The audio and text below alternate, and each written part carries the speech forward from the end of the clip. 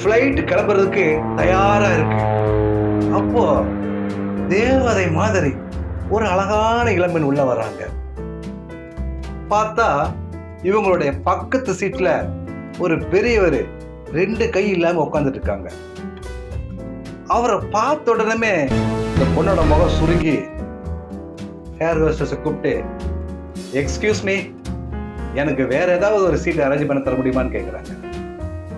ஏன் இந்த சீட்டுக்கு என்னன்னு கேட்க, ஐயா எனக்கு இந்த ஆள் பக்கத்தில் உட்கார்றதுக்கே அருவருப்பா இருக்குது, நான் நிச்சயமா வாங்கி எடுத்துருவேன் சொன்னோன்னு இதெல்லாம் அப்படியே ஷாக் ஆயிட்டாங்க.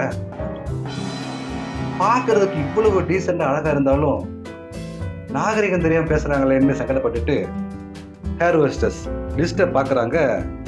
அங்கே ஒரு சீட்டு கூட காலியாகவே இல்லை. மேடம், கேப்டன் ஒரு வார்த்தை கேட்டுட்டு உங்களுக்கு ஏதாவது அரேஞ்ச் பண்ண முடியுமான்னு பார்க்குறேன்னு சொல்லி கேப்டன் ரூமுக்குள்ளே போகிறாங்க.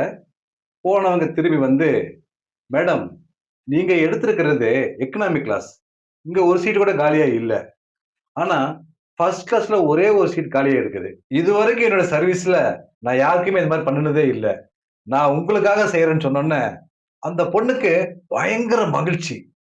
தான் கௌரவப்படுத்தப்பட்ட மாதிரி சந்தோஷப்பட்டு ஏர் ஹோஸ்டஸோட பதிலுக்கு கூட காத்திருக்காம ஃபர்ஸ்ட் கிளாஸ் போறதுக்கு தயாராயிட்டாங்க. அப்போ ஏர் ஹோஸ்டஸ் பெரியவர்கிட்ட, சார் தயவுசெய்து சிரமத்துக்கு மன்னிச்சுக்குங்க, உங்களோட லக்கேஜ் எல்லாம் நான் எடுத்துக்கிறேன், நீங்க ஃபர்ஸ்ட் கிளாஸுக்கு வாங்க, உங்களை பத்தி கேப்டன் சொன்னாரு, உங்க பக்கத்துல இந்த மாதிரி ஒரு பெண்மணி உட்கார வைக்கிறதுக்கு எங்க மனசே சங்கடப்படுதுன்னு சொன்னதும் ஃப்ளைட் இருந்து அத்தனை பேரும் கைதட்டி ஆரவாரம் பண்ணாங்க.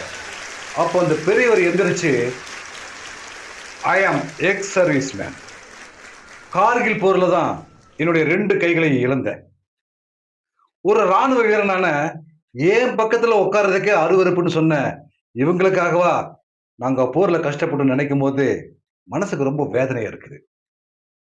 அதே சமயம் எனக்கு ஆதரவா எல்லாரும் கைதட்டி ஆரவாரம் பண்ணுனீங்க, அப்போ மனசு ரொம்ப சந்தோஷமா இருந்துச்சு.